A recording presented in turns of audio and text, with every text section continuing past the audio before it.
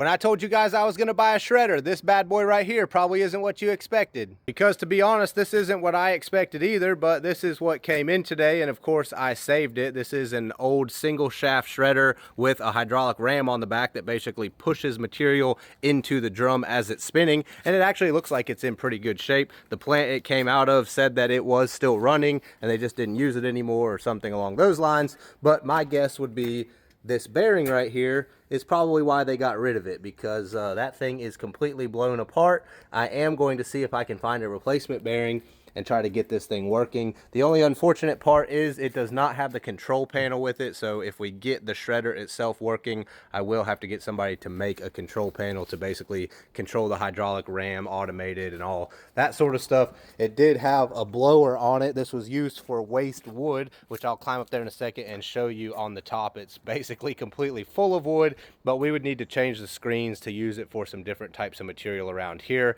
And honestly, the only thing that this would probably work for us as we diversify more, I showed you guys a bunch of pallets, and we get a lot of waste pallets that are no good and are not going to be repaired, but we could potentially grind them into mulch. And when I say the hopper was full of wood, I mean it is basically completely full, so we will have to get this stuff out of here. That's going to be a little bit of a fun project, and that's also what made me think that this thing was being used whenever that bearing went bad, because they had it completely loaded with material.